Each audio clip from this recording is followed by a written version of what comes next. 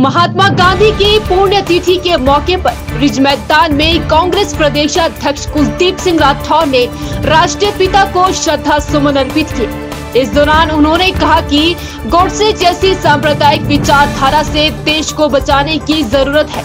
वहीं जयराम सरकार पर निशाना साधते हुए कहा कि प्रदेश के दो बड़े नेता केंद्र में हैं, बावजूद इसके वह प्रदेश को न्याय दिलाने में सफल नहीं है।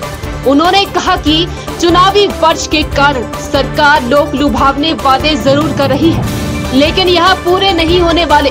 प्रदेश की जनता समझदार है, उन्हें हकीकत का पता है। देखिए, आज पूरा देश शहीदी दिवस मना रहा है। आज के ही दिन एक सिरफिरे व्यक्ति ने, एक धर्मांध व्यक्ति ने बापू की हत्या की।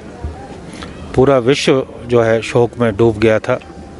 एक ऐसा व्यक्ति जिसने पूरे विश्व को हिंसा और सद्भाव का संदेश दिया, एक ऐसा व्यक्ति जिसकी विचारधारा पे अगर आज विश्व चलता है तो जो ये तनाव देशों में चल रहा है, ये सारे तनाव ख़त्म होंगे।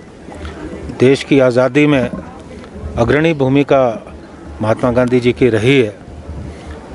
उनके प्रयत्नों से देश आज़ाद हुआ और अंग्रेज़ जिनके बारे में कहा जाता था कि उनके शासन में कभी सूर्यास्त नहीं होता, उस व्यक्ति ने अहिंसा के बल पे, सत्याग्रह के बल पे जो है अंग्रेज़ों को इस देश से बाहर निकाला और इस देश को आज़ादी दी। आज फिर से मुझे लगता है कि ऐसी ताकतें जो समाज को बांटने में लगी हुई हैं, ऐसी विचारधारा जो गोडसे की विचारधारा है, वो फिर से सिर उठाने का प्रयास कर रही है। मैं समझता हूँ कि हमारे देश की जो धर्मनिरपेक्ष छवि है, इसे हमें बनाए रखना है और तमाम ऐसी ताकतों को जो गोडसे की विचारधारा पे चल रही है, इस विचारधारा से इस देश को बचाने की ज़रूरत है। हमारी देश की एकता और अखंडता तभी बचेगी अगर हम महात्मा गांधी जी का जो संदेश था अहिंसा का, उस पर चलते हैं। तो मैं समझता हूँ कि हमारा देश जो है एक रहेगा, हमारा देश जो है तरक्की के पथ पे आगे बढ़ेगा। सरकार कुछ करने वाली नहीं है।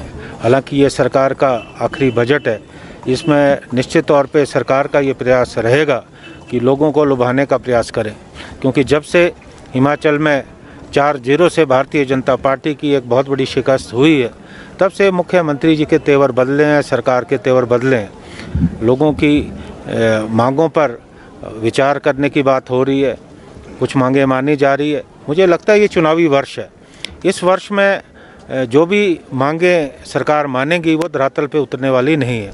विधानसभा में भी ऐसा कुछ होने वाला है, क्योंकि सरकार बगैर किसी बजट के बगैर, प्रावधान के बगैर जो है बड़ी बड़ी घोषणाएं कर रही हैं। सरकार के पास पैसा नहीं है। 65,000 करोड़ से ज़्यादा हिमाचल पे कर्जा है और ऐसी स्थिति में मुझे लगता नहीं कि जो घोषणाएं मुख्यमंत्री जी कर रहे हैं वो धरातल पे, ज़मीनी स्तर पे जो है उतरने वाली है। मुझे लगता है कि इस बजट से भी लोगों को जो है निराशा होगी। हालांकि कोशिश होगी सरकार की कि इस अंतिम बजट में लोगों को लुभाने का प्रयास करें, लेकिन हिमाचल की जनता, मैं हमेशा कहता हूं, भोली ज़रूर है लेकिन बहुत समझदार है। वो इनकी बातों में, सरकार की बातों में आने वाली नहीं है। देखिए, केंद्रीय बजट से आज तक हमें निराशा रही, चाहे हमारे रेलवे विस्तार की बात हो या हिमाचल को कुछ देने की बात हो। हमेशा जो केंद्रीय बजट ने हिमाचल की जो है अनदेखी की है। हालांकि मुझे इस बात का भी हैरानी है कि हिमाचल से भारतीय जनता पार्टी के राष्ट्रीय अध्यक्ष श्री JP नड्डा है, अनुराग ठाकुर काबीना मंत्री हैं, वो भी हिमाचल के रहने वाले। ये दो लोग जो है हिमाचल को न्याय नहीं दिला पाए। हिमाचल में, जैसा मैंने पहले कहा, कि बहुत ज़्यादा कर्जा है।